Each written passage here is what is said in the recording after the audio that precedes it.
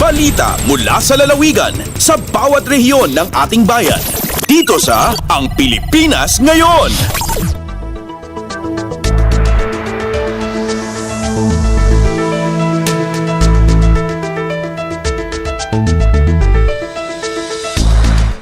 Dumako na tayo sa ating regional news. Unahin natin ang mga balita mula sa rehiyon ng Luzon. Mula sa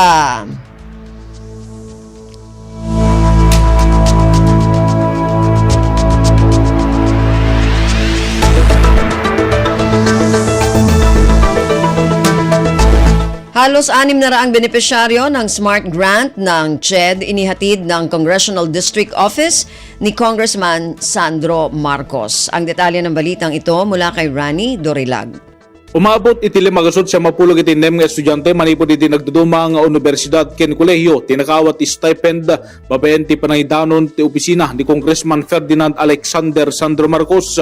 Imawat dagiti estudyante iti 25,000 pesos manipod iti Commission on Higher Education babaen ti Student Monetary Assistance for Recovery and Transition when no Smart Grant.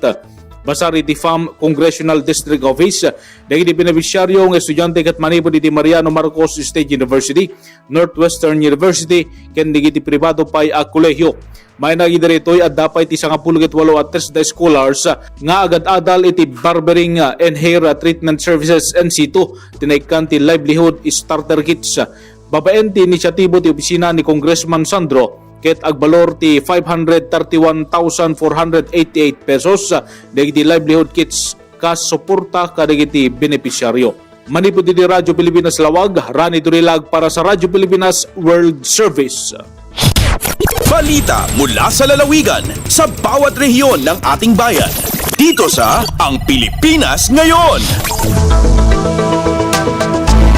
Maraming salamat, Rani. Yan ang ulat mula sa Lawag. Samantala, dumako naman tayo sa Agoo, Caba, La Union, nakibahagi sa Waste and Water Summit 2024. Ang detalye ng balitang ito mula kay Albert Kawile. In representar the Mayor Donna Crespino ken Municipal Environment and Natural Resources Officer Owen Fonbuena, ti Caba, La Union, iti Waste and Water Summit iti Biyernes, Enero 26 sa jay SMX Convention Center, Manila. Panggap daytoy a summit nga inorganisar ken indauluan ti Department of Environment and Natural Resources, iti panakipagtinulong ti Department of the Interior and Local Government, amang tignay ti panagkumit ken konkreto nga aramin tapno mataming dagiti karit, iti panagmanihar ti basura ken seguridad ti danom, iti lokal a level babaen kadagiti sustainable ken transformative measures ken mapapigsa ti koordinasyon ken linkage ti DNR ken DILG kadagiti LGU ken stakeholders. Aktibo ang nakipaset the Mayor Crespino ken Menro Fonbuena kadagiti diskusyon, workshop ken plenary sessions akadwada dagiti panakabagi manipod iti na dumadumang LGUs ken environmental organizations. Kamaudyanan na napagasatan na napili ti ili ti Caba akay kaysunang nga LGU ditoy probinsya ti La Union nga umawat iti 93 milyon na pesos manipod iti program on water ti DILG ana iranta nga espesipiko amang taming kadagiti karit mainaig iti danom ken mangipatungpal kadagiti napoteg nga ramid iti uneg ti munisipyo. Manipod RP Agoo, Albert Kawile para iti Radyo Pilipinas World Service. Balita mula sa lalawigan sa bawat rehiyon ng ating bayan. Dito sa Ang Pilipinas Ngayon. Maraming salamat, Albert. Yan po ang ulat mula Agoo at kabuuan na ulat mula sa rehiyon ng Luzon. Samantala, dumako naman tayo sa rehiyon ng Kabisayaan mula sa Borongan. PAL flight sa Borongan City magiging 3 beses na isang linggo. Ang detalye ng balitang ito mula kay Pen Pomida.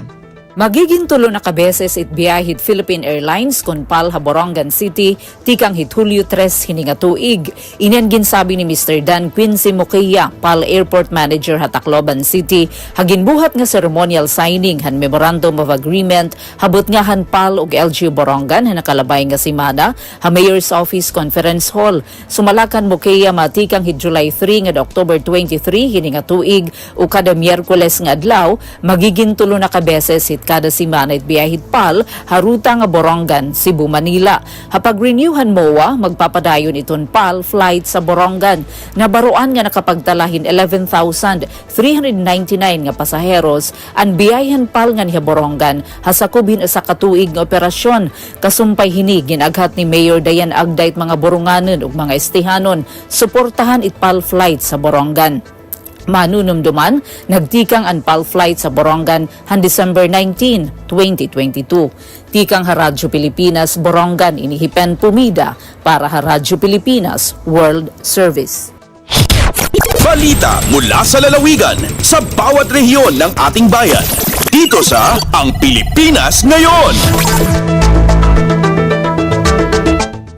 Maraming salamat, Pen. Yan ang ulat mula sa Borongan. Samantala, dumako naman tayo sa Sogod. Libreng digital training handog ng DICT sa Southern Leyte. Ang detalye ng balitang ito mula kay Aljon Malot.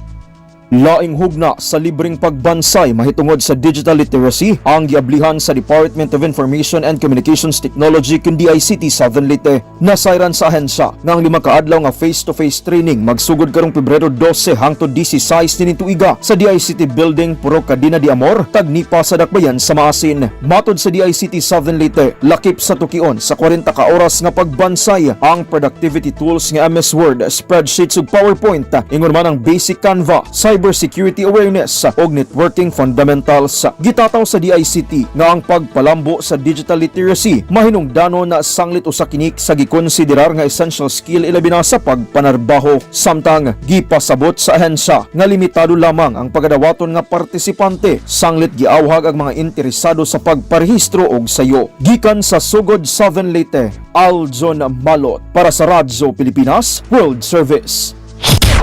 Balita mula sa lalawigan sa bawat rehiyon ng ating bayan.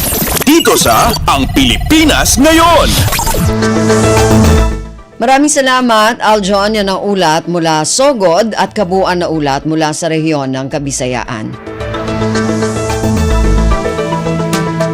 Samantala, dumako naman tayo sa rehiyon ng Mindanao mula sa Cagayan de Oro. TESDA Misamis Oriental, ipinagdiwang ang pagtatapos ng 25 TVET completers sa ilalim ng Chuper Scholar Program ng LTFRB Region 10. Ang detalye ng balitang ito mula kay Teza Aureliana. Sa ulog sa TESDA Misamis Oriental, pinaagi sa PTC Misamis Oriental ug LTFRB 10 ang graduation sa 25 ka mga TVET completers ubos kada sa Chuper Scholar Program sa LTFRB Building, Apreville, Bulwa, Cagayan de Oro City. Ang mga training nga naapektuhan sa PUV Modernization Program gihatagan kini og kahigayunan sa pagbansay sa ilang kahanas. Ang programa nagtumong sa pagbag-o sa sektor sa dalan sa pampublikong transportasyon, pinaagi sa pagpaila sa mas luwas ug mas epesyente nga public utility vehicles. Si LTFRB 10 Regional Director Abu Samin Batuan nagpasalamat sa TESDA PTC Misamis Oriental sa pakigtimbayayong na nakabenepisyo sa mga sakop sa Pontransco.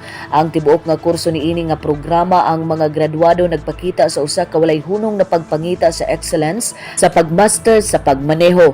Gidawat nila ang kinungdanon sa kaluwasan sa dalan, serbisyo sa Ang Provincial Training Center Misamis Oriental Center Administrator Joseph Rod Ilugon miila sa mga hagit nga giatubang sa pagpatuman sa programa apan iyang gituki ang mga benepisyo nga maani niini sa kadugayon nga madala niini ngadto sa mga stakeholders, operators, drivers ug commuters.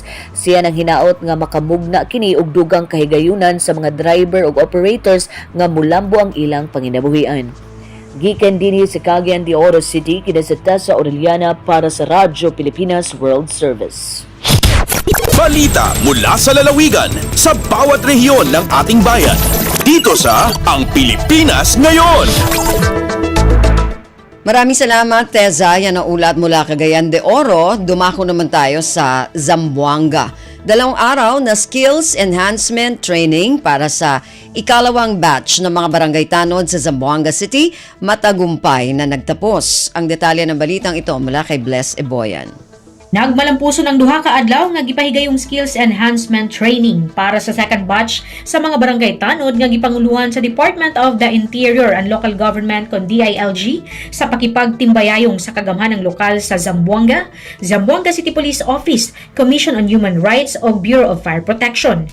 Sa iyang mensahe, gibutyag ni Zamboanga City Mayor John Dalipe ang importanteng papel sa mga tanod aron adunay seguridad ug magmalinawon ang nagkalain-laing komunidad.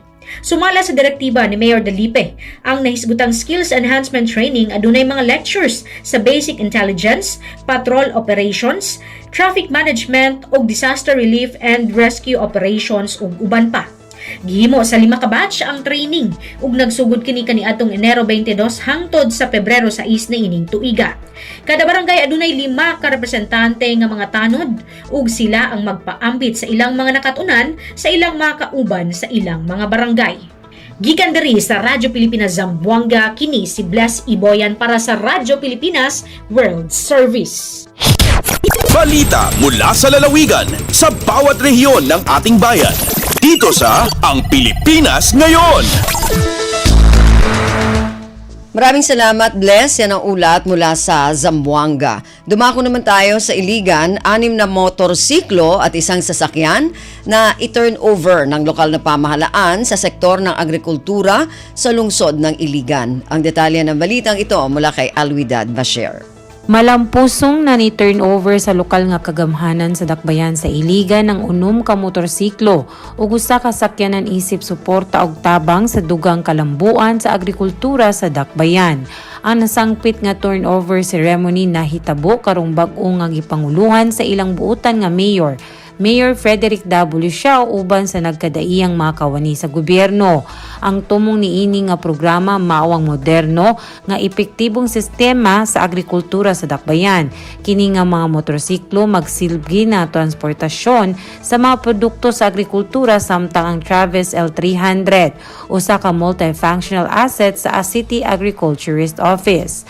Ang kinatibuk ang pondo nga gigahin dinhi moabot sa gibana-bana nga 2 ka milyon ka pesos, 6 kagatos kalibo o 600,000 pesos alang sa mga motorsiklo ug 1 ka milyong 4 kagatos kalibo o 1,400,000 pesos alang sa sakyanan. Sa laing bahing gipaabot ni Mayor Siao ang positibong pag-uswag sa sektor sa agrikultura sa dakbayan. Wala usab niya kalimti ang pagpasalamat sa tanang sakop sa City Agriculturist Office sa ilang dedikasyon sa ilang trabaho pagtabang sa agrikultura sa dakbayan. Mula sa RP Iligan, Alwidad Bashir para sa Radyo Pilipinas World Service. Balita mula sa lalawigan sa bawat rehiyon ng ating bayan. Dito sa Ang Pilipinas Ngayon. Maraming salamat, Alwidad. Yan ang ulat mula sa Iligan at kabuuan na ulat mula sa rehiyon ng Mindanao.